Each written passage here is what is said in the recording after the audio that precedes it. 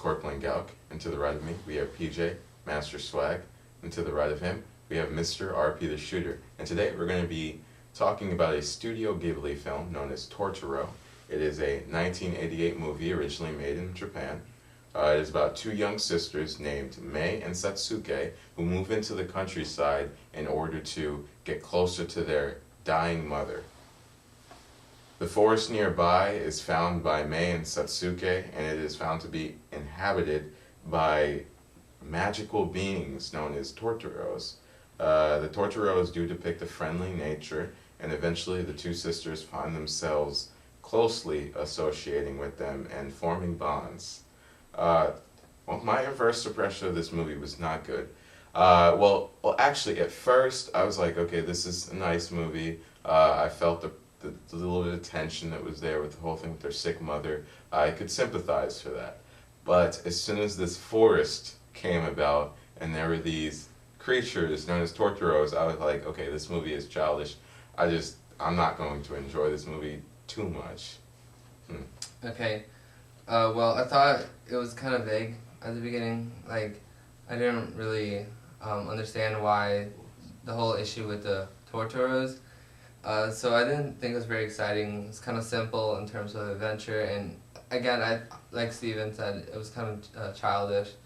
I was like, it's a nice movie. It's like, but there's not a lot of action, a lot of conflict that was gonna go on with the movie. For me, this was basically like watching Barney or Winnie the Pooh again, and this time only the Japanese version of that character. And while I did enjoy the beginning somewhat, as the movie went on, it became way too predictable for me, and it's like it wasn't really that good of a movie.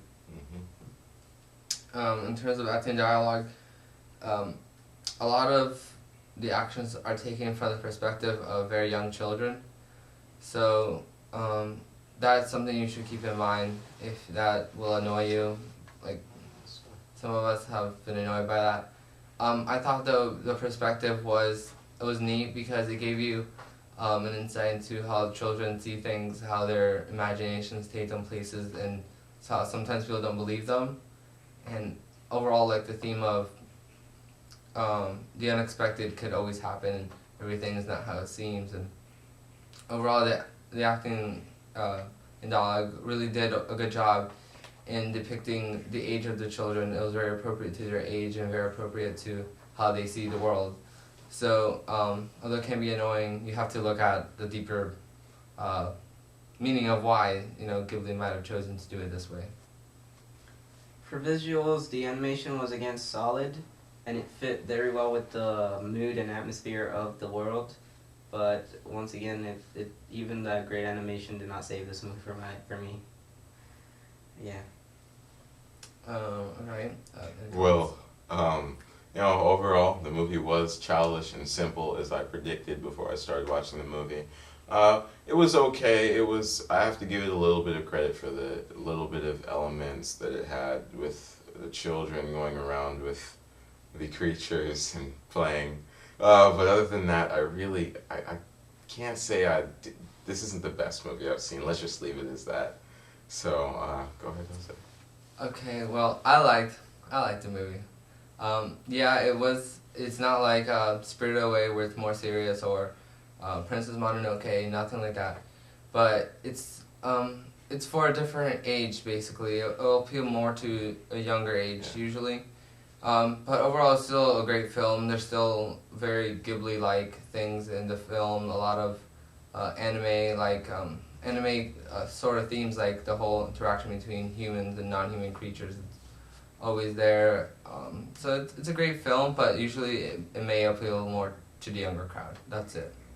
Well, I would have liked to see more of Totoro on screen than what we did see in the movie, because he is the main character of the movie, more of the main character of the movie than the little two girls, in my opinion. And yeah, if we had more Totoro, this movie might have been better. But for the movie as it is now, it's okay.